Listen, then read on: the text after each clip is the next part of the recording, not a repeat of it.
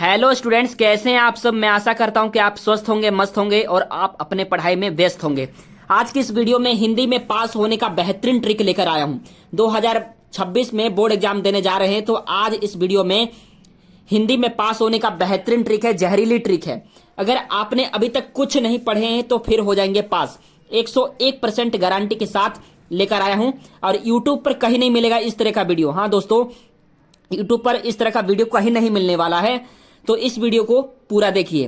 Class 10th, यदि आप class 10th में हैं, तो आपको इस वीडियो में आपका पेपर 70 नंबर का है हिंदी का पेपर, तो आपको 55 नंबर पक्का आ जाएगा। 55 नंबर पक्का आ जाएगा। यदि आप क्लास 12th में पढ़ रहे हैं, तो इस वीडियो को देख लेने के बाद आपके 100 में से, आपका पेपर 100 नंबर का होता है, तो आपके 100 में से 85 नंबर, 85 नंबर पक्का आ जाएगा। 100% कह रहा हूं, 100% कह रहा हूं दोस्तों, पक्का आ जाएगा। पूरा पेपर मैं आपको सोल्व करके दिखाऊंगा कैसे करना है, बिना पढ़े या बिना याद किए, ट्रिक से। देखते रहिए। ये हमारे पास 2025 का क्वेश्चन पेपर है, ठीक है दोस्तों। ये 2025 का क्वेश्चन पेपर है, ओरिजिनल क्वेश्चन पेपर है। यहां पर आपके 2026 का क्वेश्चन पेपर आएगा, सामान्य हिंदी का, ठीक है। 3 घंटा 15 मिनट समय मिलता है। पूर्णांक 100 नंबर का पेपर होता है क्लास 12th के लिए, ठीक है। खंड क है। खंड क में क्या होता है? खंड क में 5 बहुविकल्पीय प्रश्न आते हैं। खंड क में क्या आता है? इसमें 5 बहुविकल्पीय प्रश्न आते हैं गद्यांश से, या 5 आते हैं पद्यांश से। तो यदि आप क्लास 10th में हैं, हिंदी के एग्जाम दे रहे हैं, यदि आप क्लास 10th में हैं या 12th में हैं, ऑब्जेक्टिव क्वेश्चन आता है जिसे हम MCQ क्वेश्चन कहते हैं। यदि आप में बहुविकल्पीय प्रश्न में, जैसे कि पहला बहुविकल्पीय प्रश्न है, पानी निकालेन भारत नामक कृति के लेखक हैं। फर्स्ट ऑप्शन है बालकृष्ण भट्ट, अब बी है राधा चरण गोस्वामी, और सी है डॉक्टर वासुदेव शरण अग्रवाल, और डी है राजा लक्ष्मण सिंह। इसी तरह आपके बहुविकल्पीय प्रश्न आते हैं। यदि आप उसमें से, चारों ऑप्शन में से एक ऑप्शन में लिखा रहता है इनमें से सभी, तो तब आपको इनमें से सभी वाला ऑप्शन में टिक करना है। इनमें से सभी ऑप्शन वाले में टिक कर देना है। यदि लिखा रहे इस चारों ऑप्शन में से एक ऑप्शन में लिखा रहे इनमें से कोई नहीं, तब आपको उस वाले ऑप्शन को टिक करना है जिसमें लिखा है इनमें से कोई नहीं, ठीक है। आप समझ रहे हैं ना मेरी बात को। लिखा थर्ड नंबर पे ए और बी दोनों सही है। इस तरह से आपके चारों ऑप्शन में से एक ऑप्शन में लिखा रहेगा, तब आपको ए और बी दोनों सही वाले आंसर में टिक करना है, ठीक है। यदि अलग टाइप का क्वेश्चन है, अलग टाइप कैसे, जैसे कि ये इस तरह आप देख रहे हैं, तो अलग टाइप का क्वेश्चन है, यानी चारों अलग अलग हैं, तो चारों अलग अलग है ना, तो तब आपको क्या करना है, इसमें से आपको ए या सी, ए बी सी या डी ऑप्शन होता है, ठीक है। ए बी सी डी होता है, तब आपको ए लगाना है या डी लगाना है, यानी कि इसमें आपको राम बाण लगाना है, आपको तुक्का लगाना है कि कौन सा ठीक होगा, ठीक है ना। ज्यादातर क्वेश्चन जो होता है, बहुविकल्पीय जो प्रश्न होते हैं, उसमें ए सही होता है या डी सही होता है, ठीक है। इसको करके देख लेते हैं। खंड के है आपका, और मैं आपके आंसर सहित मैं आपको बताने वाला हूं, आंसर सहित आपको उत्तर के साथ बताने वाला हूं। देखते रहिए। खंड के में फर्स्ट आता है क्वेश्चन, तो के है पानी निकालेन भारत वर्ष नामक कृति के लेखक हैं। 1 नंबर का क्वेश्चन है। ए है बालकृष्ण भट्ट, बी है राधा चरण गोस्वामी, सी है डॉक्टर वासुदेव शरण अग्रवाल, और डी है राजा लक्ष्मण सिंह। तो इसका जो करेक्ट आंसर है डॉक्टर वासुदेव शरण अग्रवाल। है देखते हैं। द्विवेदी युगल लेखक हैं राय कृष्णदास, बी है अध्यापक पूर्ण सिंह, सी है चतुर्सेन शास्त्री, और डी है उदय शंकर भट्ट। तो इसका जो करेक्ट आंसर है ए राय कृष्णदास, ठीक है दोस्तों, राय कृष्णदास करेक्ट आंसर है। अब नेक्स्ट पेज पर आ जाते हैं, नेक्स्ट पृष्ठ पर। नेक्स्ट पृष्ठ है हमारा, यहां पर देखिए, ऊपर देखिएगा, लिखा है गे में रामचंद्र शुक्ल लिखित कहानी है। तो ए है राजा भोज का सपना, बी है इंदुमती, सी है एक टोकरी भर मिट्टी, और डी है 11 वर्ष का समय। तो इसका जो करेक्ट आंसर है 11 वर्ष का समय है, डी करेक्ट आंसर है, 11 वर्ष का समय। अब नेक्स्ट आइए, लिखा है जहाज का पंछी रचना की विधा है। उपन्यास है, ए बी नाटक, और सी है कहानी, और डी है आत्मकथा। तो इसका जो करेक्ट आंसर है उपन्यास। इसका करेक्ट आंसर क्या है? उपन्यास। जैसे मैंने बताया वैसे आप करेंगे तो मैं पक्का कह रहा हूं कि आपके पक्का 100 में से 80 से 85 नंबर 12th में आ जाएंगे। यदि आप 10th में तो आपके 50 से 55 नंबर 100% आ जाएंगे भाई। इस वीडियो को देख लेने के बाद, पूरा वीडियो को देखना, ठीक है। फिर आता है अंग। आनंद कादावनी के संपादक थे बालकृष्ण भट्ट, रामनाथ सुमन, बद्री नारायण चौधरी प्रेमघन, अमृत राय। तो इसका जो करेक्ट आंसर है बद्री नारायण चौधरी प्रेमघन, बद्री नारायण चौधरी प्रेमघन। जैसे मैंने बताया ए या सी, तो देख रहे हो कि आप ज्यादातर सी ही करेक्ट आंसर है। अब आता है सेकंड नंबर। सेकंड नंबर क्या है? निज भाषा उन्नति अहे सब उन्नति को मूल, ये कथन किसका था? ये महावीर प्रसाद द्विवेदी जी का था। और बी है बाल मुकुंद गुप्त का, सी है वियोगी हरि का, और डी है भारतेंदु हरिश्चंद्र का। तो इसका जो करेक्ट आंसर है भारतेंदु हरिश्चंद्र। अब नेक्स्ट पृष्ठ पर आ जाते हैं, नेक्स्ट पृष्ठ पर या नेक्स्ट पेज पर आ जाते हैं। तो अब यहाँ ख है कितने नाव में कितनी बार के रचयिता हैं? तो कितने नाव में कितनी बार के रचयिता रामधारी से दिनकर जी हैं, सूर्यकांत त्रिपाठी निराला जी हैं, सुमित्रा नंदन पंत जी हैं कि अज्ञे जी हैं? तो इसका जो करेक्ट आंसर है अज्ञे जी। अज्ञे जी जो है इसका करेक्ट आंसर है। इनका पूरा नाम है अज्ञे जी का, डॉक्टर सचिदानंद हीरानंद वात्सायन अज्ञे, ठीक है। अब नेक्स्ट आ जाता है दोस्तों, छायावादीन युगन कवि हैं अयोध्या सिंह उपाध्याय हरिओद, प्रताप नारायण मिश्र, जयशंकर प्रसाद, श्रीधर पाठक। तो इसका जो करेक्ट आंसर होगा जयशंकर प्रसाद। जयशंकर प्रसाद छायावादीन युगन कवि हैं। अब नेक्स्ट आ जाता है भारतेंदु युगन रचना है आनंद अरुणोदय की, बी है कामायनी, सी है साकेत, और डी है भारत 12 मासा। तो इसका जो करेक्ट आंसर है भारत 12 मासा, डी करेक्ट आंसर है। नेक्स्ट है जयशंकर प्रसाद की काव्य कृति है अनामिका, चित्राधार, ग्राम्य या दीपशिखा। तो इसका जो करेक्ट आंसर है चित्राधार। चित्राधार करेक्ट आंसर है। तो यहां तक तो हमने पेपर कर लिया, यानी कि जो 10 मार्क्स थे 10 में से मुझे 7 नंबर मिल गए। 7 नंबर यहां पर मिल गया, ठीक है ना। 2-3 गलत जाएगा आपके, ठीक है। ए या सी सही रहता है तो आपके 2-3 मान लो गलत गया, इसमें से 2-3 गलत गया, कोई बात नहीं, दुखी मत होइए। अब नेक्स्ट आ जाता है हमारे पास, ठीक है, नेक्स्ट आ जाता है दिए गए गद्यांश पर आधारित निम्नलिखित प्रश्नों के उत्तर दीजिए। ये आता है हमारे पास। तब ये हमारे पास गद्यांश है और कितने नंबर का है? 10 नंबर का है। 5 क्वेश्चन आते हैं, 2-2 नंबर के, 10 नंबर के आपको मिलेंगे, ठीक है। लिखा है मात्र, मैं आपको समझा देता हूं पहले। ये हमारे पास गद्यांश है, ठीक है। इसमें कितने क्वेश्चन आते हैं? 5 क्वेश्चन आते हैं, 2-2 नंबर के आते हैं, ठीक। 2 होते हैं इसमें, अथवा में लिखा है इसमें, अथवा में यानी कि आपको ये अच्छा लग रहा है, आपको ऊपर वाला आता है तो ये करिए, अब नीचे वाला आ रहा है तो ये करिए। तो आपको याद तो करना नहीं है इसमें, बहुत ही इजी तरीके से मैं बताऊंगा कि आपको याद भी नहीं करना पड़ेगा और आप बहुत ही इजी तरीके से आप इसे सोल्व कर पाएंगे। दोस्तों वीडियो पर बने रहेगा, ठीक है ना। वीडियो को इन्फॉर्मेटिव लगी तो वीडियो को लाइक जरूर कर देना। ये हमारे पास क्वेश्चन पेपर है, ठीक है। आप भी इसी तरह के आपके क्वेश्चन पेपर मिलेंगे बोर्ड पेपर में। तो आपको क्या करना है, आपको इस स्केल से आपको इसके खींच लेना है, ठीक है। आपको इसको स्केल से खींच लेना है और ऊपर में क्या लिखना है? ये वर्णात्मक प्रश्न है। ऊपर ये रेखांकित अंश की जो व्याख्या है इसमें अथवा में दे रखा है 2 होते हैं, दोनों में से आपको 1 करना होता है, 10 नंबर मिलते हैं। ये वर्णात्मक प्रश्न होता है। तो ये खंड के है। खंड क्या है आपको यहाँ पे लिखना है, आपको खंड के, खंड के, ठीक ना। आपने खंड के लिख दिया, आपको इस तरह से अंडरलाइन कर देना है। अंडरलाइन अपने नोटबुक पे कर लेना, ठीक है। और फिर यहाँ पे आपको क्या करना है, फिर यहाँ पे ये वर्णात्मक प्रश्न है तो आपको यहाँ पे लिखना है वर्णात्मक प्रश्न, वर्णात्मक प्रश्न, वर्णात्मक प्रश्न। फिर इसको अंडरलाइन कर देना है। वर्णात्मक प्रश्न कहां से कहां तक है? पूरा वर्णात्मक प्रश्न है, ठीक है, 3rd वाला। तो यहां पर लिखेंगे प्रश्नोत्तर संख्या, यहां पर लिख देना है। फिर आपको प्रश्नोत्तर संख्या, तो प्रश्नोत्तर संख्या कितना है? 3 है, तो 3 लिख लेना है। फिर इसे अंडरलाइन कर देना। अंडरलाइन करने के बाद आप क्या करेंगे, आपको क्या लिखना है,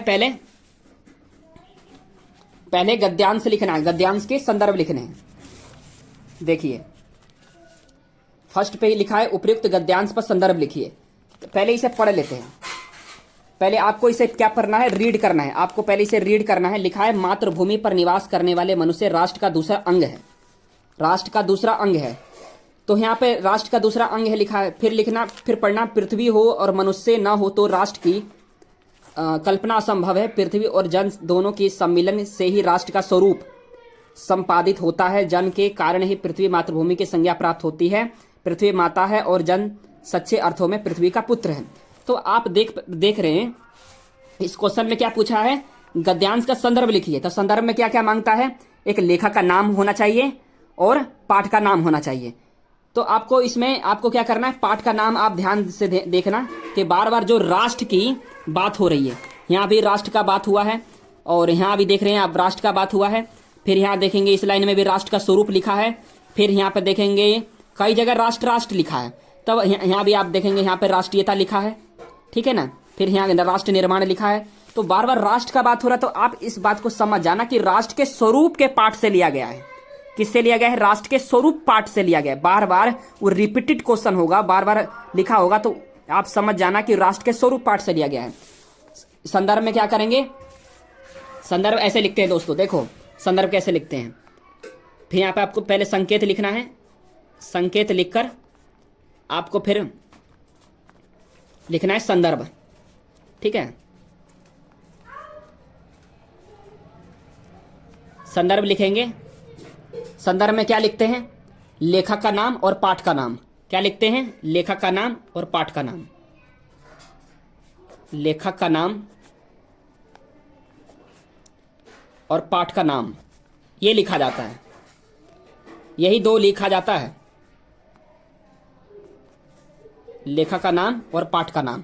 तो लेखक का क्या नाम है आपको पता नहीं है, पाठ का क्या नाम है अभी मैंने बताया आपको, राष्ट्र का स्वरूप लिखा है इस पर, इसमें क्वेश्चन में लिखा हुआ है ना राष्ट्र का स्वरूप, तो ये आप लिख देना यहाँ पर अपने आंसर शीट में, पाठ का नाम राष्ट्र का स्वरूप, राष्ट्र का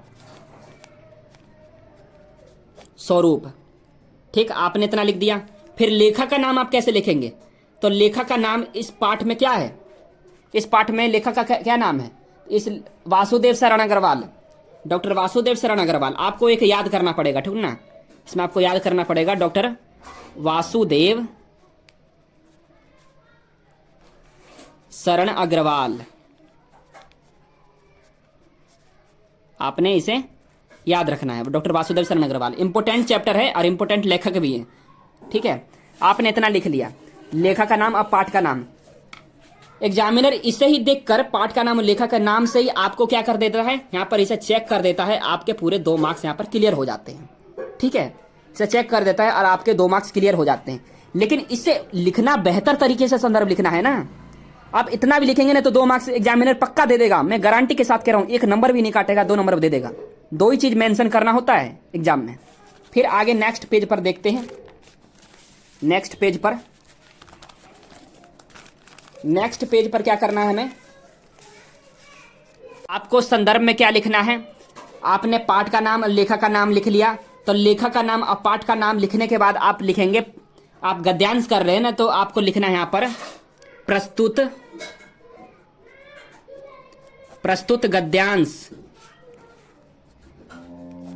गद्यांश हमारी पाठ्य पुस्तक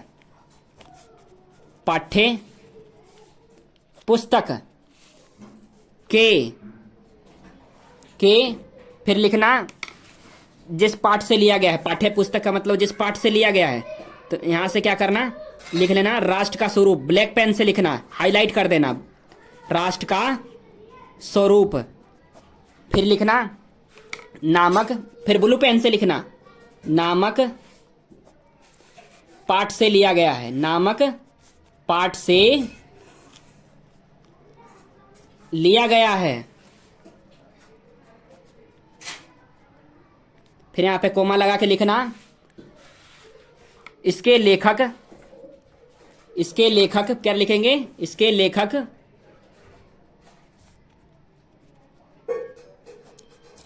लेखक डॉक्टर वासुदेव शरण अग्रवाल जी हैं,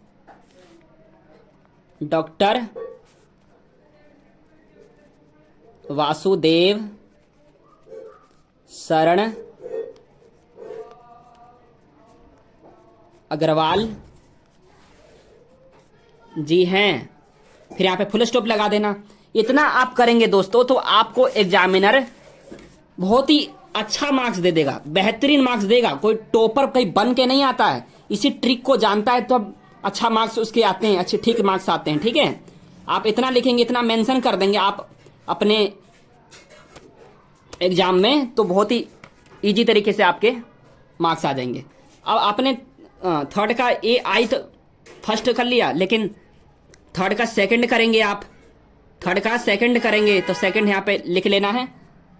सेकंड में क्या है, सेकंड में आपको क्या करना है दिखा देता हूं। सेकंड में क्या करना है, सेकंड में आपको करने हैं रेखांकित अंश की व्याख्या करनी है। क्या करना है, रेखांकित अंश की व्याख्या करना है। रेखांकित अंश किसे कहते हैं, आपने जानते होंगे कि रेखांकित अंश जो रेखा खींचा होता है, जिसे अंडरलाइन कहते हैं, उसके हम रेखांकित अंश कहा जाता है। तो आपको इसे व्याख्या करनी है, तो आप इसे व्याख्या कर लेते हैं, ठीक है, या इसे व्याख्या कर लेते हैं। लिखेंगे व्याख्या में क्या है, आप इसे ब्लैक पेन से करेंगे। रेखांकित अंश की व्याख्या को क्वेश्चन नहीं उतारेंगे, जो रेखांकित अंश है उसे यहां से माता भूमि से स्टार्ट है और dot dot dot dot dot dot करते करते जहां तक लिखा है अंकुर उत्पन्न होती है, यहां तक आप लिख लीजिए, अंकुर उत्पन्न होती है।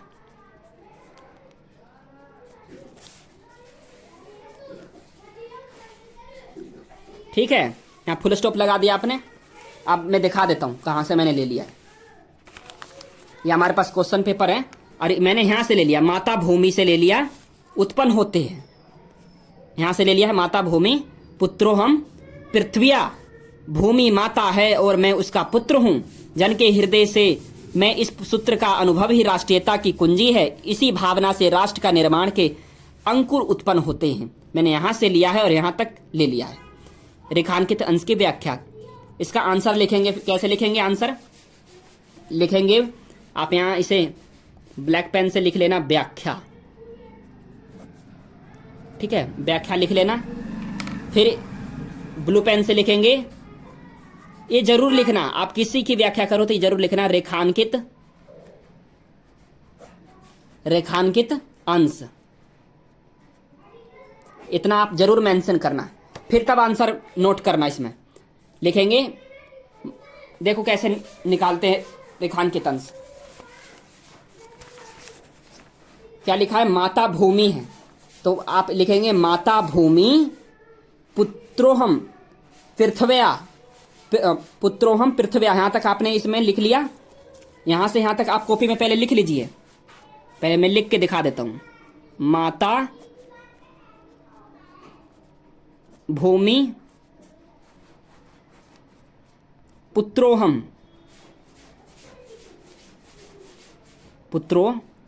पुत्रोहम। यदि आपको एग्जाम में गलती हो जाए, मिस्टेक हो जाए, तो आप व्हाइटनर का इस्तेमाल मत करना, ठीक है, व्हाइटनर का इस्तेमाल मत करना। पृथ्व्या यहां पे लिख लिया, यहां इतना लिख दिया, ठीक है, यहां से लेकर इसे इन्वर्टेड कॉमा लगा देना। इतना लिखने के बाद आप लिखना, इसके बाद इसका अर्थ है कि लिखे, फिर इसके बाद लिखना कि इसका अर्थ है कि, इसका अर्थ है कि भूमि माता है। कैसे निकालेंगे, भूमि माता है, लिखा हुआ है माता भूमि, यानी भूमि माता है, उल्टा करेंगे, भूमि माता है, ठीक है, भूमि माता है, फुल स्टॉप। फिर लिखेंगे और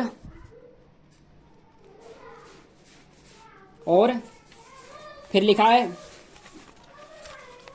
पुत्रोहम पृथ्व्या, पुत्रोहम पृथ्व्या, तो इसका मतलब है मैं उसका पुत्र हूं, मैं उसका पुत्र हूं, उसका पुत्र हूं, ठीक है, आपने इतना लिख दिया। फिर लिखना, ये जरूर लिखना, मेंशन जरूर करना, लेखक का अर्थ है कि,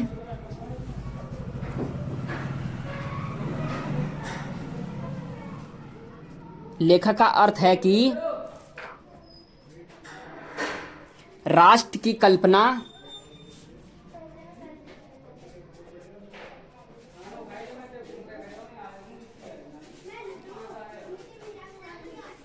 तभी राष्ट्र की कल्पना तभी संभव है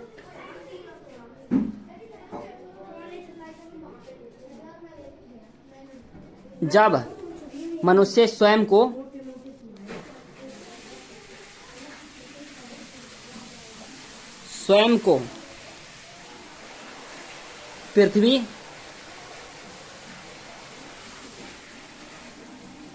पृथ्वी का पुत्र समझे और पृथ्वी को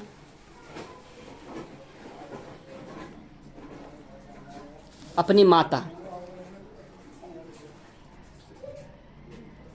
इतना आपने लिख दिया, ठीक है ना, पृथ्वी को अपनी माता। तो मैंने कहीं से नहीं लिया है, मैंने यहीं से ले लिया है। भूमि माता है, मैं उसका पुत्र हूं, मैंने इसी में से मैंने उठा के इसमें मैंने मेंशन किया है, ठीक है, आंसर शीट में। तो आपको यहां पर एग्जामिनर क्या करेगा, इसे चेक कर देगा, पूरे 2 मार्क्स दे देंगे। आपको फिर नेक्स्ट पेज पे आना है, नेक्स्ट पेज पे, इस वाले पे नेक्स्ट पेज पे आना है। फिर आपको लिखना क्या है, लिखा है राष्ट्र की कल्पना कब तक असंभव है। क्या लिखा है, राष्ट्र की कल्पना कब तक असंभव है। यहां पर देखो दोस्तों, यहां पर देखो, लिखा है राष्ट्र की कल्पना कब तक असंभव है। क्या लिखा है, राष्ट्र की कल्पना कब तक असंभव है। और ऊपर देखिए, ऊपर क्या लिखा है, पृथ्वी हो, लिखा है पृथ्वी हो और मनुष्य न हो तो राष्ट्र, देखिए राष्ट्र की कल्पना असंभव है। पृथ्वी हो और मनुष्य ना हो, राष्ट्र की कल्पना असंभव है। यही आपको इसमें मेंशन कर देना, थर्ड वाले आंसर में। समझ में आ गया आपको। फिर फोर्थ में क्या लिखना है, पृथ्वी किसके कारण मातृभूमि की संज्ञा प्राप्त होती है। तो जन, यहां पे लिखो, यहां पे देखिए, इसमें आंसर दिया हुआ है, इसी में गद्यांश में लिखा है जन के कारण ही पृथ्वी मातृभूमि की संज्ञा प्राप्त होती है। यहाँ पे फुल स्टॉप लगे लिखा है। तो आपको 2 मार्क्स एकदम एग्जामिनर ऐसी हंसते खेलते दे देगा। इसमें पूरा आंसर दिया हुआ है, आपको बस इसमें आंसर निकालना, इसमें से छांटना है। फिर लिखा है पृथ्वी और जन दोनों मिलकर क्या क्या करते हैं। तो कुछ नहीं करते, तो पृथ्वी लिखना, इसमें से ही आंसर लिखना, पृथ्वी और जन दोनों मिलकर राष्ट्र का स्वरूप, इसमें लिखा है ना राष्ट्र का स्वरूप, राष्ट्र का स्वरूप, तो राष्ट्र का स्वरूप बनाते हैं। हो गया, आपके पूरे 10 मार्क्स क्लियर हो गए दोस्तों। यानी कि मैंने 10 उधर नंबर बताया था बहुविकल्पी में, एमसीक्यू में, और 10 इधर, तो 20 नंबर हो गए आपके। आप इसे छोड़ सकते हैं, अथवा में रहता है, दोनों में से आपको एक करना है, सच आप छोड़ दीजिए। फिर आते हैं नेक्स्ट पेज पे, वो थर्ड था, ये फोर्थ है, ठीक है, ये फोर्थ है। तो ये दिए गए पद्यांश है, पद्यांश है, वो गद्यांश था, ये पद्यांश है। पद्यांश पर आधारित निम्नलिखित प्रश्नों के उत्तर दीजिए। 5 दूनी 10, यानी 5 क्वेश्चन है, 2-2 नंबर के 10 नंबर मिलेंगे, ठीक है। पहले इसे पढ़ लेते हैं, आपको पहले पढ़ना है इसे, ठीक है ना। लिखा है नील परिधान बीच सुकुमार खुल रहा मृदुल अधखुला अंग खिला हो ज्यो बिजली का फूल मेघ बन बीज गुलाबी रंग। तो आपको इसमें समझना है कि लेखक का क्या नाम है और पाठ का क्या नाम है।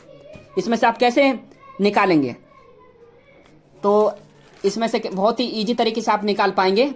पहले आपको संदर्भ लिखना पड़ेगा, पहले आपको पद्यांश का संदर्भ लिखना है, ठीक है। पद्यांश का आप संदर्भ लिखिए।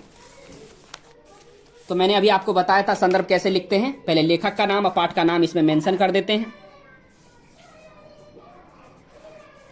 ठीक है। लेखक का नाम और पाठ का नाम,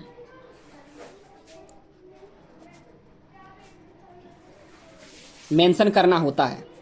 तो लेखक का इसमें क्या नाम है, आपने तो पढ़ा ही नहीं है कुछ भी, आपने तो कुछ पढ़ा ही नहीं है, तो कैसे बता पाएंगे कि लेखक का क्या नाम है। तो इसमें इस तरह की बात हो ना, नील परिधान बीच सुकुमार खुल रहा मृदुल अधखुला, तो इसमें जो लेखक हैं जयशंकर प्रसाद जी हैं, और ये कामायनी से लिया गया है। कौन से, कहां से लिया गया है, कामायनी से लिया गया है। पाठ का नाम है कामायनी, ठीक है, कामायनी से लिया गया है। और ये लेखक का नाम है जयशंकर प्रसाद जी। आप इसे जरूर इन्हें याद कर लेना, जयशंकर प्रसाद, जयशंकर प्रसाद, ठीक है। आप फिर संदर्भ लिखना बड़े में, ये तो मैंने इस तरह भी आप लिखेंगे तो आपको एग्जामिनर 2 नंबर दे देगा, ठीक है। लेकिन आपको ठीक से लिखना है, एग्जामिनर को और अच्छा लगे।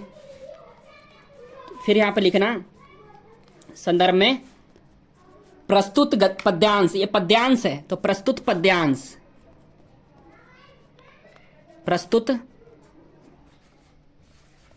पद्यांश हमारी पाठ्यपुस्तक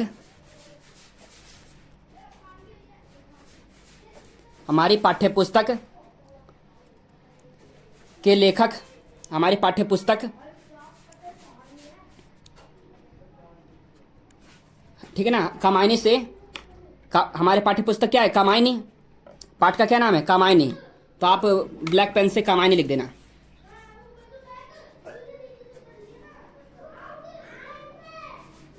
ठीक है, कामायनी,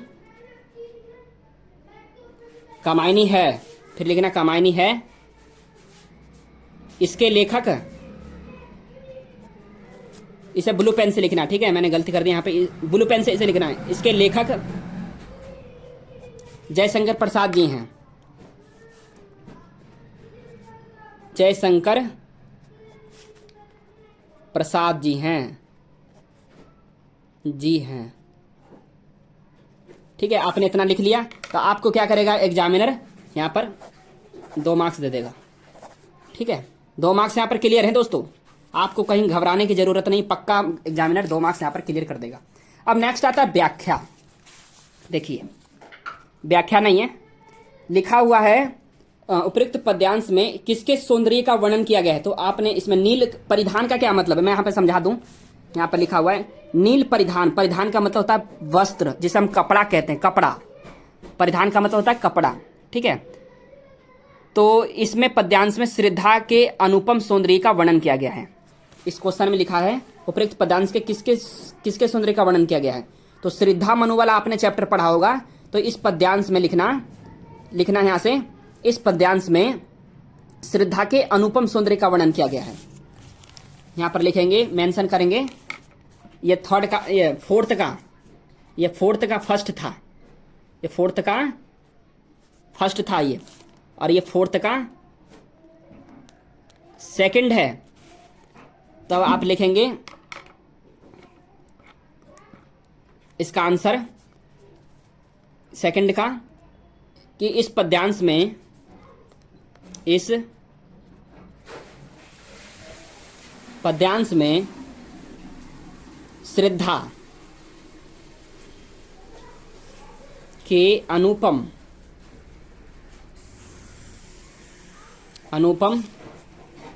सौंदर्य का वर्णन किया गया है। सौंदर्य का वर्णन किया गया है, यानी कि कपड़ा क्या है, कपड़ा आप पहनते हैं तो आप सुंदर लगते हैं ना, उसी प्रकार से इसमें पद्यांश में क्या किया गया है, सौंदर्य का वर्णन किया गया है। कोई भी आदमी कपड़ा पहनता है तो अच्छा लगता है। ठीक है, अब आप देखेंगे फोर्थ का थर्ड क्या कह रहा है, बिजली के फूल से क्या तात्पर्य है। जो बिजली का फूल है, कहाँ पर लिखा है, बिजली का फूल यहाँ पर लिखा है, तो बिजली के फूल से क्या मतलब है, तात्पर्य का मतलब क्या मतलब है, क्या अर्थ है। तो बिजली के फूल से तात्पर्य है, लिखना, बिजली के फूल से तात्पर्य श्रद्धा के गोरे रंग, श्रद्धा के गोरे रंग। ठीक है, गोरे रंग को हम कांति से कह सकते हैं। ठीक है ना, गोरे रंग को कांति से कहते हैं। और यहाँ पे परिधान का मतलब मैंने बताया वस्त्र होता है, यानी नीला वस्त्र, नीले कपड़े, नीले वस्त्र के बीच बिजली की तरह चमक रहे हैं। इसका आंसर होगा बिजली के फूल से तात्पर्य है कि गोरे रंग से है। ठीक है, जो नीले वस्त्र के बीच बिजली की तरह चमक रहे हैं।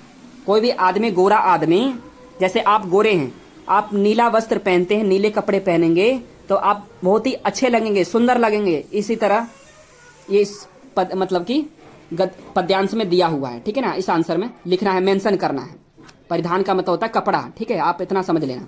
अब आता है फोर्थ, परिधान और मृदुल शब्द किसके पर्यायवाची शब्द है। तो परिधान का मतलब आप समझ जाना, कपड़ा होता है। अब मृदुल का क्या मतलब होता है, मुलायम। मृदुल का मतलब होता है मुलायम। ठीक है, और फिर आता है फिफ्थ नंबर, रेखांकित अंश की व्याख्या कीजिए। 2 नंबर मिलेंगे। तो आपको क्या करना है, यहाँ पर किसका रेखांकित अंश की व्याख्या करनी है, खिला हो जो बिजली का फूल, मेघवन बीच गुलाबी रंग। तो आपको जो रेखा खींचा गया है, इसी की हम रेखांकित अंश की व्याख्या करनी है। कर लेते हैं। तो फोर्थ का हम फिफ्थ कर रहे हैं, मैंने आपको सभी का आंसर मैंने बता दिया है, ठीक है ना। फोर्थ का क्या कर रहे हैं, फिफ्थ कर रहे हैं, तो यहाँ पर आप फिफ्थ लिख लेंगे और इसमें लिख लेंगे खिला हो ज्यो, फिर यहाँ पर डॉट डॉट डॉट करके और यहाँ पे गुलाबी रंग,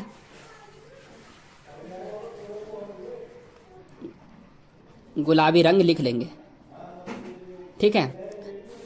आपने इतना लिख लिया, फिर आप इसकी व्याख्या करेंगे, यहाँ पर इसका आंसर लिखेंगे व्याख्या करके, एक्सप्लेनेशन, ठीक है। फिर लिखेंगे, आप किसी की भी व्याख्या करें, ये बात जरूर लिखना, रेखांकित अंश, रेखांकित अंश, ठीक है। रेखांकित अंश लिखते हैं ना तो अच्छा लगता है देखने में। और रेखांकित अंश किसका करना है, इसका करना है। तो जैसे का जैसा लिखा है ना, खिला हो जो बिजली का फूल मेघ वन बीच गुलाबी रंग, ये पूरा का पूरा यहाँ से लेकर यहाँ तक उतार दीजिए। आप किसी की व्याख्या करिए तो जो रेखांकित अंश लिखा है यहाँ से लेकर यहाँ तक आप इसे अपने कॉपी में लिख लीजिए। मैं भी लिख लेता हूँ, आपको लिख कर दिखाता हूँ। लिखा है खिला हो, तो किससे लिखेंगे, ब्लैक पेन से लिखेंगे, खिला हो, ठीक है।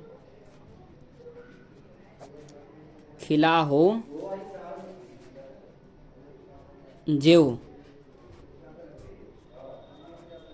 बिजली का फूल, फिर लिखा है मेघ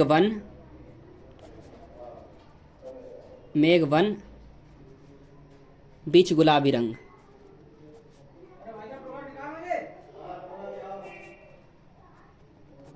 ठीक है। यहाँ पे लिखा है, फिर लिखना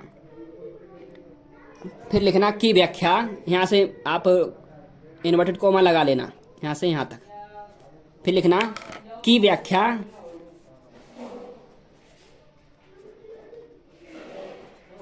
ठीक है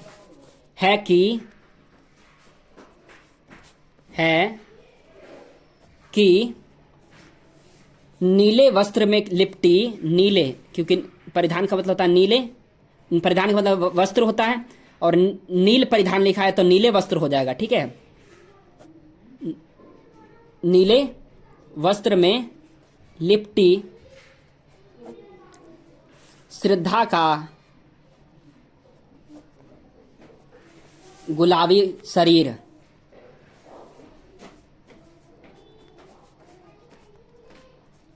गुलाबी शरीर ऐसा प्रतीत हो रहा है, ऐसा प्रतीत हो रहा है मानो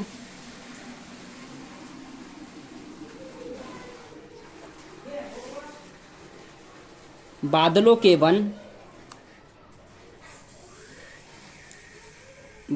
वन जिसे हम समूह भी कह सकते हैं, ठीक है, के बीच बिजली का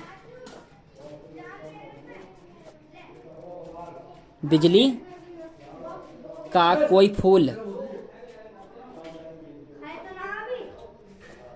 फूल खिल गया है।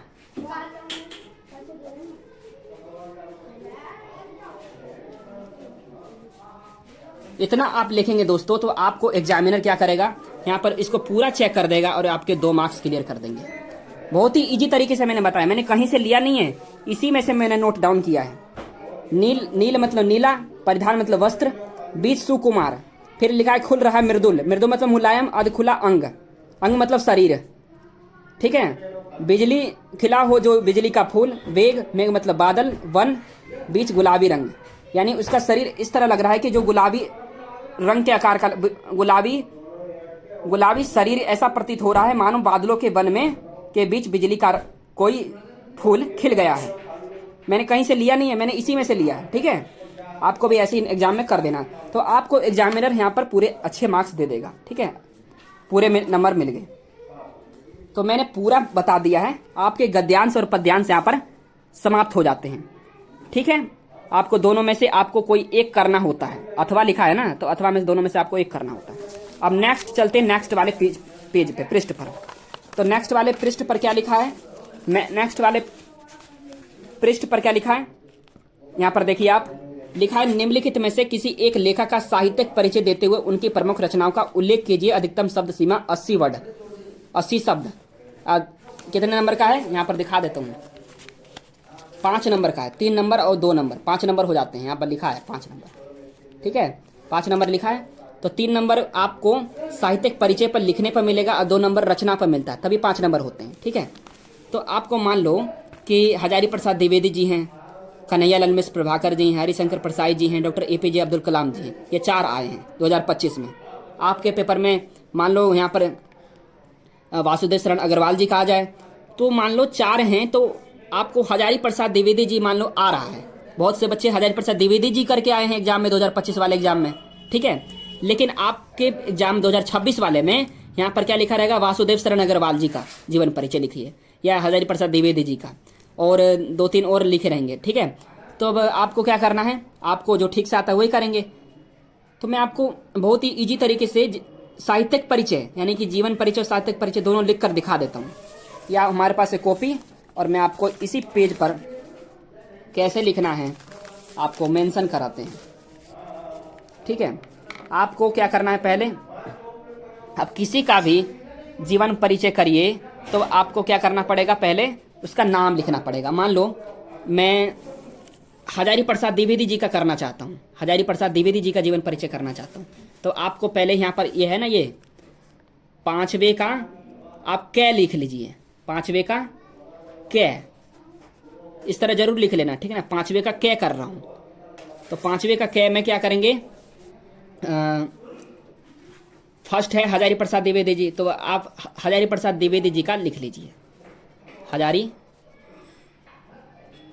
प्रसाद द्विवेदी,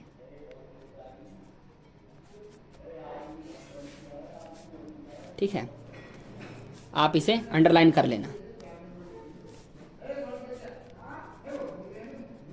अंडरलाइन करने के बाद आप क्या करेंगे, हजारी प्रसाद द्विवेदी जी का आप जीवन परिचय लिख रहे हैं, तो हजारी प्रसाद द्विवेदी जी में आपको एक संक्षिप्त परिचय लिखना है। यहाँ पर एक डिब्बा बनाना है, यहाँ पर इस तरह से कॉलम बनाना, ठीक है।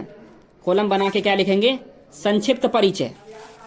संक्षिप्त परिचय आप इस तरह से मेंशन कर देंगे, इस वाले पे इस तरह बना के, और यहाँ पे लिख देना संक्षिप्त परिचय।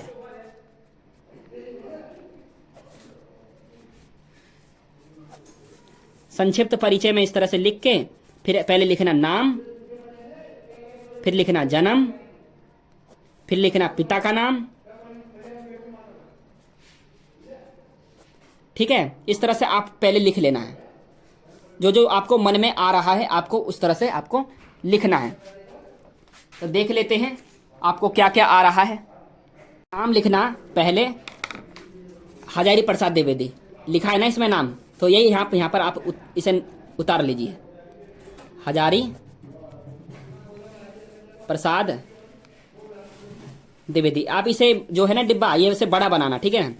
जन्म लिख लेना, जन्म 1907 में, 1907 के बलिया जिले में हुआ था, ईस्वी में, 1907 ईस्वी में। फिर लिखना माता का पिता का नाम क्या था, पिता का नाम अनमोल दुबे, आप इसे लिख लेना अनमोल दुबे। फिर लिखना है इसमें मेंशन करना माता का नाम, माता का नाम आपको याद हो तो माता का भी नाम इसमें मेंशन करने देना। फिर लिख देना शिक्षा, शिक्षा भी आपको पता हो तो आप लिख देना। फिर मृत्यु लिख देना, मृत्यु और जन्म जरूर लिख देना। फिर लिखेंगे माता का नाम, क्या नाम था, ज्योति कली देवी, ज्योति कली देवी। फिर शिक्षा कहाँ हुआ था, शिक्षा हिंदी एवं संस्कृत भाषाओं का अध्ययन इन्होंने किया है, ठीक है ना। शिक्षा इन्होंने लिख देना आप संस्कृत, हिंदी और संस्कृत, हिंदी एवं संस्कृत, ठीक है। फिर मृत्यु लिख देना 19 मई, हिंदी में लिखना, ठीक है, मैंने इंग्लिश में लिख दिया 19 मई और 1979 में हुआ था, ठीक है ना, 19 मई 1979 में। आप इतना लिख देंगे तो आपको एग्जामिनर यहाँ पर देख कर ही क्या कर देगा, इतना ही देखकर आपको कितने नंबर दे देगा, आपको 2 मार्क्स यहीं पर दे देगा, ठीक है, 2 मार्क्स यहाँ पर दे देगा। आप यदि यहाँ से आप स्टार्ट करते हैं, आपके क्या आया है एग्जाम में, संक्षिप्त परिचय आया है, सॉरी साहित्यिक परिचय आया, क्या आया है, साहित्यिक परिचय। तो आपको यहाँ पर साहित्यिक परिचय लिखना है। क्या लिखना है, साहित्यिक परिचय। साहित्यिक परिचय में क्या क्या लिखने के लिए आता है, साहित्यिक परिचय में ये सब नहीं आता है। फिर इसमें मेंशन करना, साहित्यिक परिचय में आप किसी का भी साहित्यिक परिचय करिए, ये जरूर लिखना कि हिंदी के श्रेष्ठ कवि, ये क्या लिखेंगे, हिंदी के श्रेष्ठ कवि, हिंदी के श्रेष्ठ कवि, ठीक है, श्रेष्ठ कवि जरूर लिखना, ठीक है। आप किसी का भी जीवन परिचय या साहित्यिक परिचय करिए, हिंदी के श्रेष्ठ कवि जरूर लिखिए। यदि आपके पेपर में, आप यदि क्लास 10th में हैं तो आपके पेपर में जीवन परिचय आता है, 3 नंबर का आता है, ठीक है।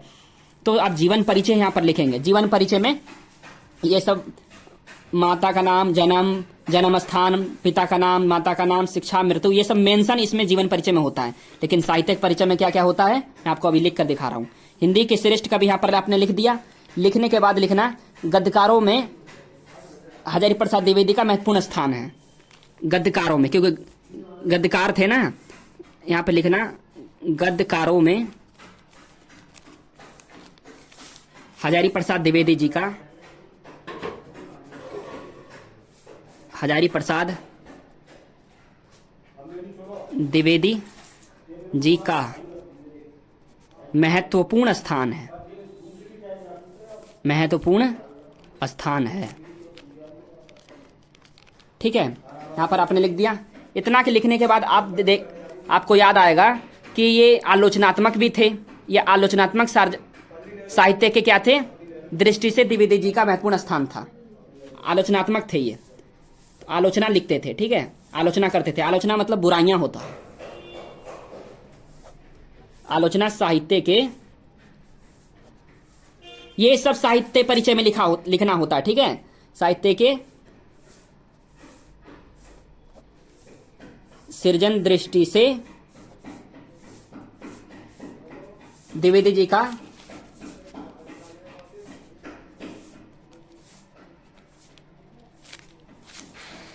महत्वपूर्ण स्थान है। इतना आपने लिख लिया। इतना लिखने के बाद आप लिखेंगे सूर साहित्य, उनके प्रारंभिक आलोचना कृति है। इनकी एक कृति थी सूर साहित्य। कौन सी थी, सूर साहित्य। तो आप लिखेंगे यहाँ पे सूर साहित्य। सूर साहित्य आपने लिख लिया, ठीक है। सूर साहित्य लिखने के बाद आप लिखेंगे उनके प्रारंभिक आलोचना थी। उनके प्रारंभिक कैसी थी, उनके प्रारंभिक आलोचना थी, उनकी प्रारंभिक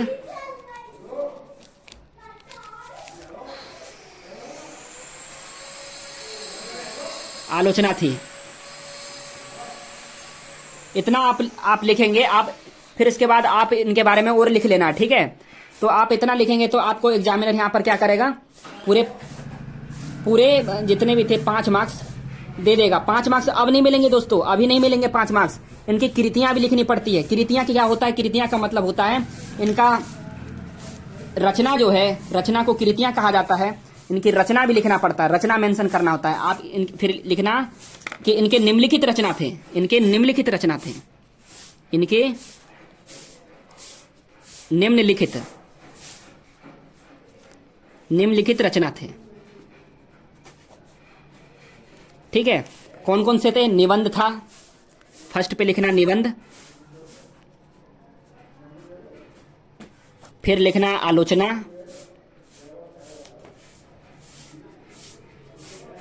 फिर लिखना है आपको उपन्यास, ठीक है। आप इतना इसे मेंशन कर देना। निबंध कौन कौन से थे, अशोक के फूल थे, अशोक के फूल, ठीक है। फिर कूटज था एक, फिर था दूसरा आलोक पर्व, आलोक पर्व था,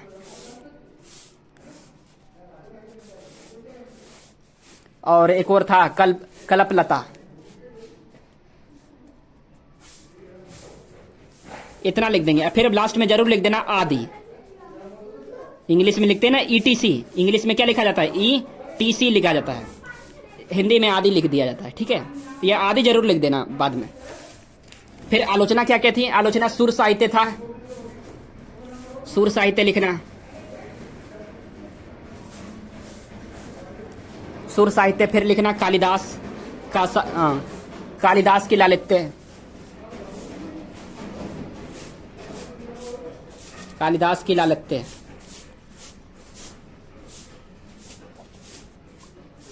ठीक है, एक कबीर जरूर था, एक कबीर था आलोचना में इनकी। फिर उपन्यास क्या था? उपन्यास वेरी वेरी इंपॉर्टेंट है, आप इसे जरूर याद करके जाना। बाण भट्ट की आत्मकथा, बाण भट्ट, बाण भट्ट की आत्मकथा, आत्मकथा। ठीक है ना। फिर विचार, बाण भट्ट की आत्मकथा, चारुचंद्र लेख, चारुचंद्र लेख, चारुचंद्र लेख। और क्या था? अनामदास का पोथा, अनामदास का पोथा था, अनामदास का पोथा। और फिर उसके बाद लिख देना आदि। ठीक है, आदि जरूर लिख देना।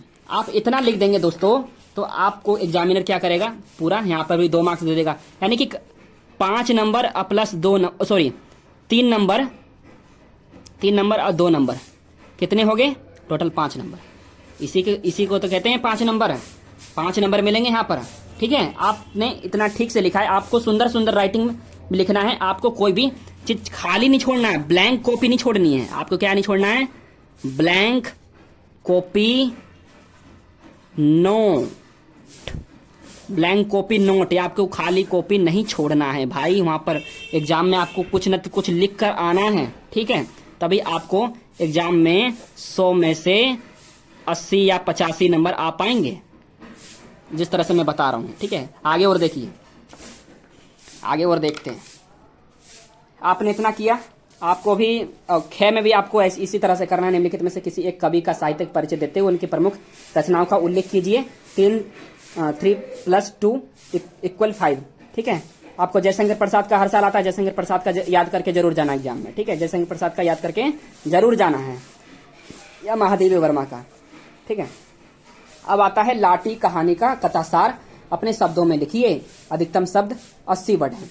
या ध्रुव यात्रा कहानी के उद्देश्य का प्रकाश डालिए। अधिकतम शब्द जो सीमा है 80 वर्ड है। कितने नंबर का है देख लेते हैं। ये 5 नंबर का, यहाँ पर आप देख रहे हैं कितने नंबर है? 5 नंबर है।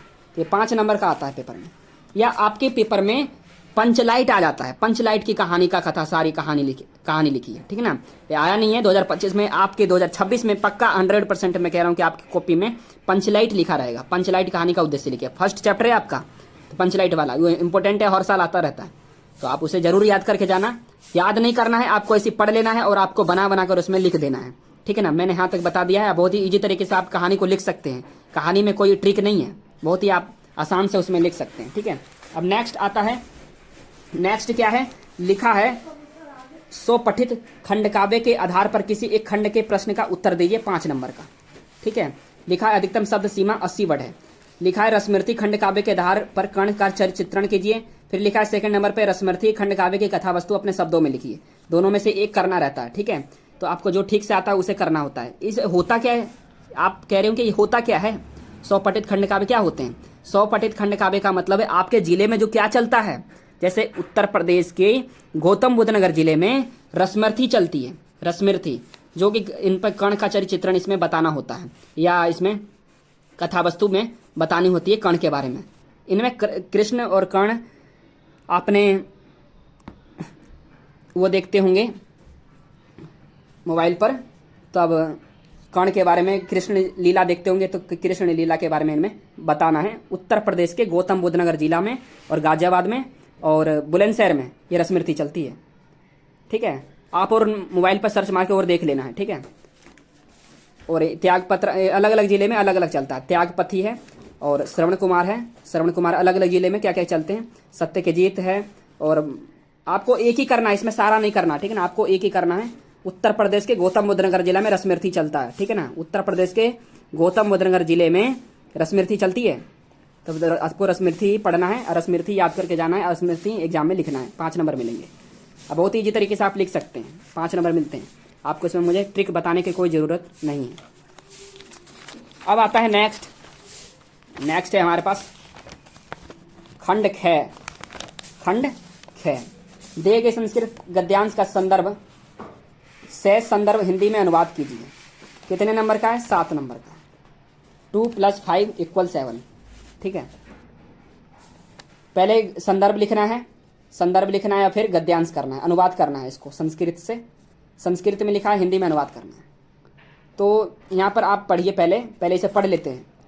धनोयम भारत देशः यत्र समुल्सति जनमानस पावनी भव्ये भावोद भावनी शब्द संदोह प्रस्विनी सुरभारती विद्यामानेषु निखिलेष्वपि वाङ्मयेषु अस्या वाङ्मयं सर्वश्रेष्ठं सुसम्पन्न च वर्तते।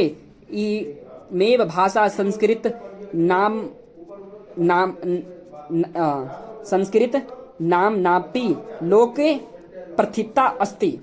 ये है हमारे पास।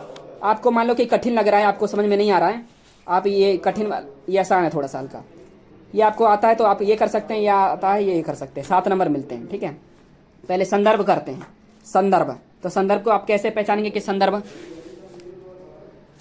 कैसे आप पहचानेंगे? तो आपको, आप देख रहे हैं इसमें भारत देश का बात हो रहा है, ऊपर वाले में क्या हो रहा है? भारत देश का बात हो रहा है आप, ठीक है ना, भारत देश जनमानस पावनी। तो इस चैप्टर के जो क्या, इस चैप्टर कहाँ से लिया गया है, इसके लेखक कौन है? इसमें लेखक मेंशन नहीं करना होता है, इसमें लेखक मेंशन नहीं करना होता है। संस्कृत ऐसा है जिसमें लेखक मेंशन नहीं करना होता है। संस्कृत में क्या होता है? संस्कृत में लेखक का नाम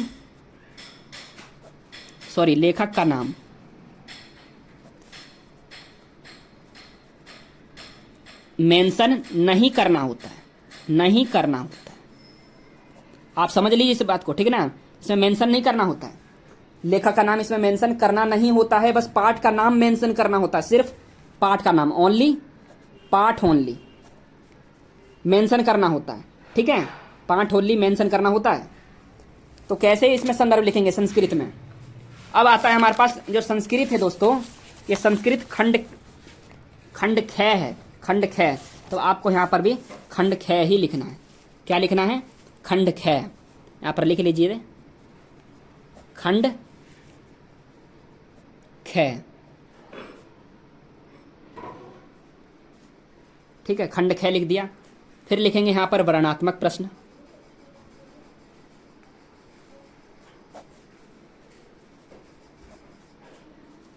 वर्णात्मक प्रश्न क्या है?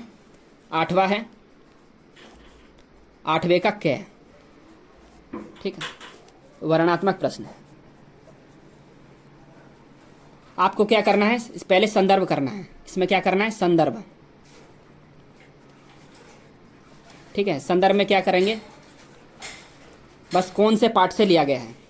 तो आपने इसे पढ़ लिया है, आपने इसे मान लो पढ़ लिया, ठीक है, पढ़ लिया, आपको समझ में नहीं आ रहा कि कौन से पाठ से लिया गया है, तो मैं आपको बता दूं, तो इसमें बार बार संस्कृत भाषा का प्रयोग किया जा रहा है। इसमें कौन से भाषा का प्रयोग किया जा रहा है? इसमें लिखा है संस्कृत, कई जगह इसमें लिखा हुआ है संस्कृत, एक ही जगह लिखा है। ठीक है, तो ये संस्कृत लिखा है ना इसमें, तो आप समझ लीजिए संस्कृत भाषा के पाठ से लिया गया है। कौन से पाठ से लिया गया है? संस्कृत भाषा महत्तम पाठ से लिया गया है। संस्कृत भाषा महत्तम, जो आपका फर्स्ट पाठ होगा, ठीक है, संस्कृत भाषा महत्तम पाठ से लिया गया है। तो आपको संदर्भ में क्या लिखना पड़ेगा? प्रस्तुत गद्यांश लिखेंगे, प्रस्तुत गद्यांश हमारी पाठ्यपुस्तक के संस्कृत, और एक भाग भी होता है, ये तो दिग्दर्शिका भाग है। कौन सा भाग है? दिग्दर्शिका, दिग्दर्शिका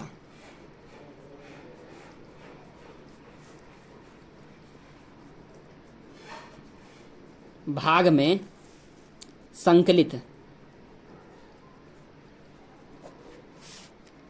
संस्कृत भाषाया। आपको ब्लैक पेन से लिखना है संस्कृत भाषाया।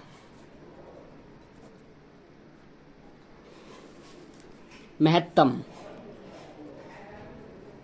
महत्वम है ना, महत्वम पाठ से लिया गया है। यहाँ पर आप लिख देंगे पाठ से लिया गया है, पाठ से लिया गया है। आपको एग्जामिनर यहाँ पे क्या करेगा, 2 मार्क्स दे देगा, ठीक है ना। यहाँ पे 2 मार्क्स क्लियर हो गए। अब आता है हमारे पास अनुवाद करने के लिए। मैं अनुवाद यहाँ पर सिखा देता हूँ, आपको भी यहाँ पर कॉपी में अनुवाद करना पड़ेगा, ठीक है। तो आपको अनुवाद करने के लिए आपको क्या करना पड़ेगा, यहाँ पर समझिए, यहाँ पर आप समझिए, ध्यान दीजिए। लिखा है धनो अयम भारत देश। तो यहाँ पर देखिए, धनो एवं भारत देश का मतलब है भारत देश, भारत देश धन्य है, यह भारत देश धन्य है, ठीक है ना। फिर पढ़ेंगे आगे, यत्र समुलसती जनमानस पावनी, यहाँ पर कोमा लगा है। फिर पढ़े यहाँ से, यत्र का मतलब जहाँ होता है, जहाँ जनमानस पावनी को लिखा है जनमानस पावनी, तो जनमानस को पवित्र करने वाली, समुलसती लिखा है ना, तो करने वाली भव्य भाव को उत्पन्न करने वाली और शब्द समूहों को जन्म देने वाली देववाणी संस्कृत सुशोभित होती है, ठीक है ना। यहाँ पे सूर्य भारती लिखा है, प्रसविनी सूर्य भारती। तो आपको इसी में से आपको, आप मान लो कि आपको नहीं आ रहा है तो आप क्या करेंगे, तो आपको इस शब्द को तोड़ तोड़ के आपकी कॉपी में नोट डाउन कर लेना है, तोड़ के करना है। प्रसविनी लिख रहा है, फिर सूर्य भारती, शब्द संदोह लिखा है ना। तो आपको मैंने अभी दिखाया करके, लिखा है यह भारत देश धन्य है जहां जनमानस पावनी, जनमानस को पवित्र करने वाली, भव्य भाव को उत्पन्न करने वाली और शब्द समूहों को जन्म देने वाली देववाणी संस्कृत सुशोभित होती है। फिर आगे यहां से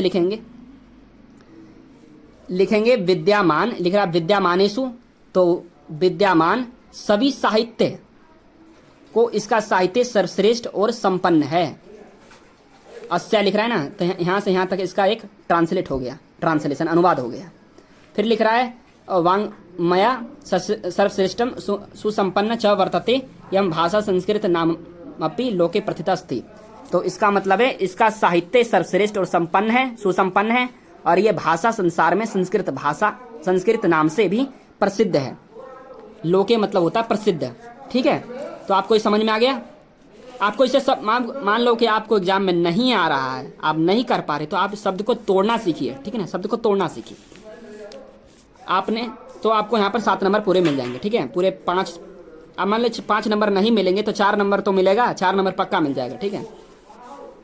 नेक्स्ट आता है, दिए गए संस्कृत पद्यांश का संदर्भ सहित हिंदी में अनुवाद कीजिए। तो आपको इसमें मैंने बता दिया था संदर्भ कैसे करना है, बस पाठ का नाम मेंशन करना होता है, लेखक का नाम मेंशन नहीं होता है।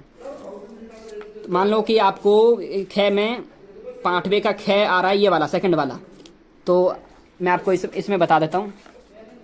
इसमें आपको क्या करना पड़ेगा, पहले आपको इसमें पाठ का नाम, तो पहले से पढ़ लेते हैं। विरल विरला स्थूला आस्तारा कलावीव सज्जना मन इव मुने सर्व त्रेव प्रसन्नम भुनम्भ अपसरिति च ध्वांत चितास तामीव दुर्जना वर्जती च निशा क्षिप्रम लक्ष्मीर नुद मिनामीब, ठीक है। ये लिखा है आपको इसमें पाठ का नाम ढूंढना है। तो इसमें एक कलावीव आ रहा है, तो आप समझ जाना कि इस पाठ का नाम कालिदास है पद्यांश के लेखक। तो ये पद्यांश महाकवि कालिदास रचित अभिज्ञान शाकुंतलम नाटक के सप्तम से लिया गया है। पाठ का नाम है अभिज्ञान शाकुंतलम, अभिज्ञान शाकुंतलम। इसी तरह से आप लिख सकते हैं और इसमें इसका अनुवाद आप कर सकते हैं, ठीक है। अब आते हैं नेक्स्ट पे, बहुत ही ज़्यादा टाइम हो गया। निम्नलिखित मुहावरे और लोकोक्तियां में से किसी एक का अर्थ लिखकर वाक्य के अनुप्रयोग कीजिए। 1-1 नंबर के आता है, यानी कि आपको एक ही करना है। एक का अर्थ लिखना है, फिर उसके क्या करना है, वाक्य में प्रयोग करना है। तो इसे अब मैं आपको बता देता हूँ। तो अंधे के हाथ बटेर लगना का मतलब है बिना परिश्रम के अच्छी वस्तु हाथ लगना, बिना परिश्रम के अच्छी वस्तु हाथ लगना। सेकंड है गिरगिट की तरह रंग बदलना, यानी बात बात पर अपनी राय को विचार बदल लेना, बात बात पर अपनी राय हम बदल देते हैं, ठीक है। फिर लिखना अंत भला तो सब भला, इसका क्या होगा, अंत भला तो सब भला, इसका मतलब है परिणाम अच्छा हो जाने पर सारी गलतियां क्षमा हो जाती हैं। परिणाम अच्छा है लेकिन जाने पर सभी गलतियां क्षमा हो जाती हैं, और इसके वाक्य प्रयोग भी करना, ठीक है।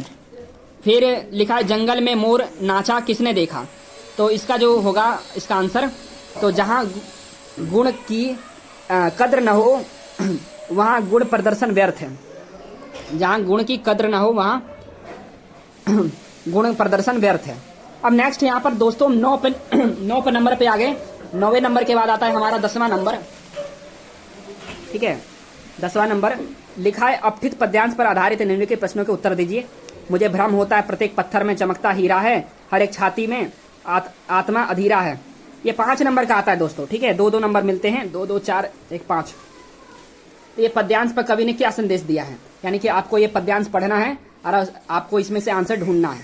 तो आप कैसे आंसर इसका निकाल पाएंगे, तो बहुत ही इजी है, आपको इसे पढ़ लेना है। तो यहाँ पर मैं बता देता हूँ, यहाँ से आपको स्टार्ट करना है आंसर अपना। कवि ने क्या संदेश दिया, तो लिखना कवि ने ये संदेश दिया, यहाँ पर लिखना ये संदेश दिया है कि हर वस्तु में एक अदृश्य मूल्य है और आत्मा होती है। आप किसी वस्तु को इसमें आप पढ़ लेते हैं, तो पढ़ लेंगे पहले। मुझे भ्रम होता है कि पत्थर में चमकता हीरा है, हर एक छाती में आत्मा अधीरा है, आत्मा देख रहे हैं, ठीक है। पॉइंट पॉइंट को पकड़ना है।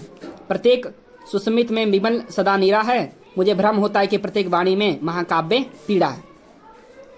तो आपको इसे पकड़ के इसमें आपको लिख देना है, कवि ने यह संदेश दिया है कि वस्तु में एक अदृश्य मूल्य है और आत्मा होती है, और हमें बाहरी रूप से नहीं बल्कि आंतरिक गुणों से चीजों को देखना चाहिए। आपको 1 नंबर यहाँ पे मिल जाएगा, ठीक है। फिर लिखना सेकंड वाले पे, मुझे भ्रम होता है पत्थर में चमकता हीरा, इसका आज से क्या है, इसका क्या तात्पर्य है। तो इसका मतलब यही है दोस्तों, एक कवि को यह विश्वास है कि हर व्यक्ति या वस्तु में कुछ विशेषता होती है जो उसे मूल्यवान है। फिर लिखना रेखांकित अंश की व्याख्या, 2 नंबर मिलेंगे आपको। तो रेखांकित अंश की आप व्याख्या कैसे करेंगे, तो लिखे, आप किसी की व्याख्या करें तो आप जरूर लिखना रेखांकित अंश। रेखांकित अंश लिखने के बाद आप लिखेंगे उसमें का व्याख्या। फिर लिखेंगे रेखांकित अंश की व्याख्या करते हुए यह कहा जा सकता है कि हर व्यक्ति के अंदर एक अद्भुत क्षमता और आत्मा होती है। हर व्यक्ति के अंदर अद्भुत क्षमता और एक आत्मा होती है, यहाँ इसमें आप लिख देंगे। फिर आता है नेक्स्ट, निम्नलिखित शब्दों युग्मों का सही अर्थ चयन करके लिखिए। पूरे आपको यहाँ पर पूरे 5 नंबर ऊपर मिल गए, ठीक है, पूरे 5 नंबर यहाँ पर आपको मिल गए। फिर 11 नंबर पे आता है निम्नलिखित शब्द युग्मों का सही अर्थ चयन करके लिखिए।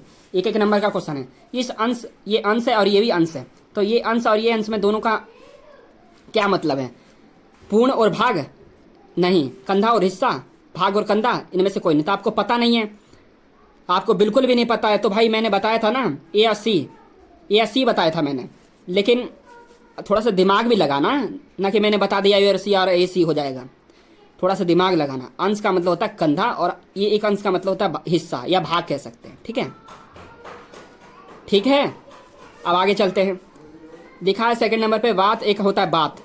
आपने इस वाले वर्ड को सुना होगा, ये भी वाले वर्ड सुना होगा। वात मतलब हवा होता है, बात मतलब बात करना होता है, जैसे वार्ता कैसे कहते हैं, हवा और वार्ता हो जाएगा। अब नेक्स्ट पेज पर चलते हैं। ये हमारे पास नेक्स्ट पेज है, और नेक्स्ट पेज का क्या मतलब है भाई, नेक्स्ट पेज पर है निम्नलिखित में से किसी एक शब्द के 2 अर्थ लिखिए। 2 अर्थ लिखना है। तो आपने करा होगा इसमें सुरभि, वारिद, नीरज, विधि। तो 2 अर्थ का मतलब है पर्यायवाची शब्द जो होता है, जैसे नीरज का क्या मतलब है, वारिद मतलब होता है बादल, ठीक है। आप इसके 2 अर्थ आराम से लिख सकते हैं। अब नेक्स्ट पर चलते हैं। आपको जैसे नीरज है, नीरज मतलब कमल भी होता है, नीरज जो कि हर साल आता है, ये भी आप लिख सकते हैं। निम्नलिखित वाक्यांशों के लिए एक शब्द का चयन करके लिखिए। जिसका कभी अंत न हो तो अनंत, जिसका कभी अंत न हो अनंत। जो बूढ़ा ना हो उसे कहते अजर, जो बूढ़ा ना हो उसे कहते अजर, अमर नहीं कहते हैं, अजर होता है। अब आता है निम्नलिखित में से किन्हीं दो वाक्य को शुद्ध करके लिखिए। 2 नंबर मिलेंगे, ठीक है, एक एक नंबर का है, 2 करने हैं। तो मीरा कृष्ण भक्त कवित्री है, क्या लिखा है? मीरा कृष्ण भक्त कवित्री है, तो लिखना मीरा कृष्ण की भक्त कवित्री है। यहाँ पर की आएगा, मीरा कृष्ण की भक्त कवित्री है। फिर लिखा है मेरा बाल सफेद हो रहा है, तो मेरे बाल सफेद हो रहे, मेरे बाल सफेद हो रहे। लिख रहा है वह नदी को गया, क्या लिख रहा है? वह नदी को गया। तो इसका क्या करेक्ट आंसर होगा, बता सकते हैं आप कमेंट करके जरूर बताइए इसका करेक्ट आंसर क्या होगा। इसका जो करेक्ट आंसर होगा मैं आपको बता रहा हूं।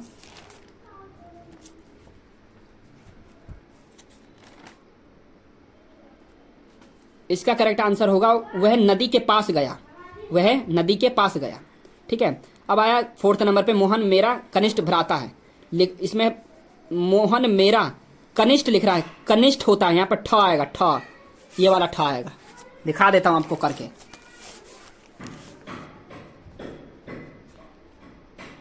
ये वाला, ठीक है, ये वाला होगा, कनिष्ठ भ्राता है,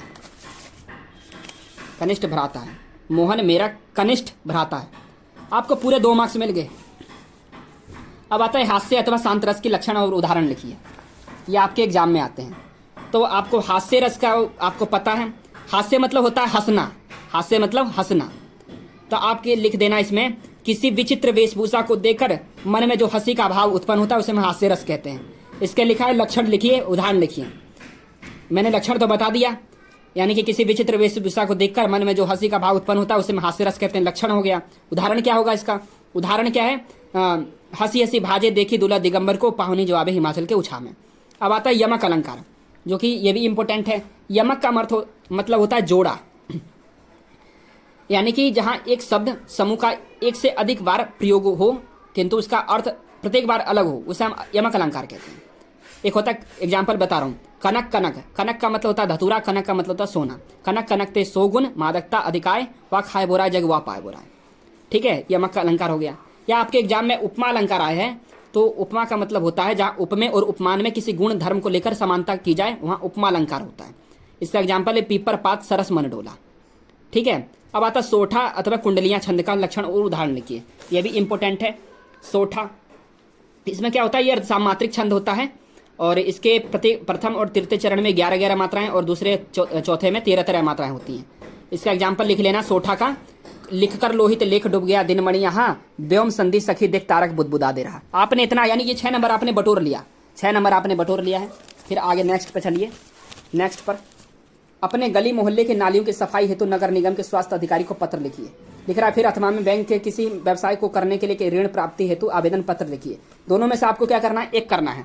मैं आपको फिर 2024 का भी क्वेश्चन पेपर दिखा देता हूँ। 2024 का क्वेश्चन पेपर है, ओरिजिनल क्वेश्चन पेपर। यहाँ पर देखिए 2024 का क्वेश्चन पेपर है, ओरिजिनल क्वेश्चन पेपर है। और इसमें भी देखो 13वें नंबर पर अपने गली मोहल्ले के नालियों की समुचित सफाई नगर निगम के स्वास्थ्य अधिकारी को पत्र लिखिए। 6 नंबर का आया था, ठीक है। फिर लिखा था अपने प्रधानाचार्य को छात्रवृत्ति के लिए आवेदन पत्र लिखिए, अथवा में लिखा था। दोनों में से आपको एक करना था, ठीक है। ये बार बार रिपीटेड क्वेश्चन है, यानी कि कई वर्षों से ही आ रहा है। तो ये भी इसमें भी दिया हुआ है, 2025 वाले क्वेश्चन पेपर में भी दिया हुआ है, 24 वाले में भी दिया है, यानी कि वेरी वेरी इंपॉर्टेंट है। मैंने इस पर वीडियो बना रखा है, आप उस वीडियो को आप जाइए चैनल पर विजिट करिए, उसमें विजिट करके आप, मैंने इसमें वीडियो बना रखा है, आप उस वीडियो को देख सकते हैं। बहुत ही आसान तरीके से मैंने बता रखा है, ठीक है। फिर आता है निम्नलिखित विषयों में से किसी एक विषय पर अपनी भाषा शैली में निबंध लिखिए। मैंने इस पर भी वीडियो बना रखा है, ठीक है ना। बेरोजगारी की समस्या और समाधान, साहित्य समाज का दर्पण, राष्ट्रीय एकता, वर्तमान समय की अनिवार्य आवश्यकता, पर्यावरण संरक्षण का महत्व, विज्ञान वरदान या अभिशाप, जो कि हर साल क्लास 10th में पढ़ रहे हैं या विज्ञान वरदान या अभिशाप आता है। यदि आप 12th में पढ़ रहे हैं तब भी आता है, वेरी वेरी इंपॉर्टेंट है। जो कि 12th में पर्यावरण संरक्षण का महत्व ज्यादा आ रहा है, हर साल आता है, और 10th में भी। और ये 2024 वाले क्वेश्चन पेपर में, यानी क्लास 12 के 2024 वाले क्वेश्चन पेपर में भी यहाँ पर आप देख रहे हैं पर्यावरण संरक्षण की आवश्यकता ये आया था। इसमें आवश्यकता आया था, इसमें महत्व आया था, महत्व, इंपोर्टेंस जिसे इंग्लिश में कहा जाता है। तो आपने देख लिया है। तो आपको दोस्तों वीडियो कैसी लगी? वीडियो इन्फॉर्मेटिव लगी तो वीडियो को लाइक कर देना, चैनल पर नया चैनल को सब्सक्राइब करके बेल आइकन घंटी को प्रेस कर लेना, ज्यादा से ज्यादा इस वीडियो को बच्चों के साथ शेयर कर देना। Thank you.